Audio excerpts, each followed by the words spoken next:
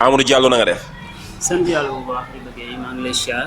Immigration clandestin boobu yow noo ko gisee noo ko jàngate. waaw xam nga loolu yëpp ñaar yi nga wax yëpp buñ ko xoolee ci benn yoon la maanaam mooy tekki teral say waajur tu es obligé dem compagnie sucrière nekk bootkatu bidon. yow si sa bopp xam nga ni sa njëg du lii lay jar parce que yaa ngi ak sa diplôme yaa ngi ak sa bac plus bu dee 100% toi les 25% yu nekk compagnie sucrière sénégalaise. kon donc doomu waalo yu bëriwuñ ci régime bi quoi.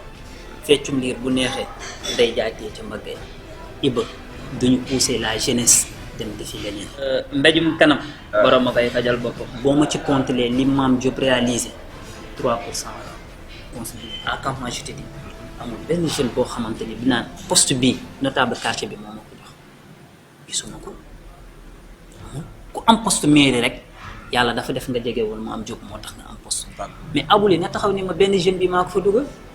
kon Demba Thiam na taxaw ni ma jeune bii maa ko fa dugal.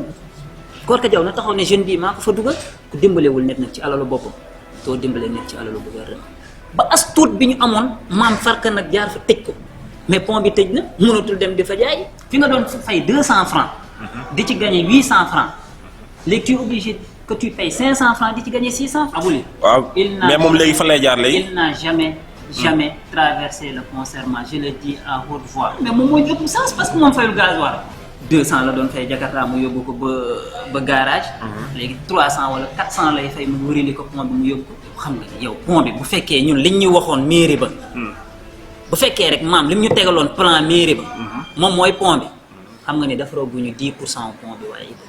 mais gisuñu fi loo xamante ne tey ci tey lii war na tax ñu am ci yaakaar. les employés du pont Serment travaillent 2 jours dans le mois nañu dem ci compagnie sucrière toog waxtaan ak ñoom bu fekkee commune bee ko moom. solution bi mooy que ni commune bi na ko dagg jox ko population bi ñu dëkk ci bu fekkee compagnie sucrière moo ko moom commune bi maire bi na am courage yu taxaw ne compagnie sucrière moo ko moom mu ni jeunes yi kaay leen ñu def délégation ñu dem seeti compagnie sucrière ñu ni leen commune bi amatuñu fi ñu dëkk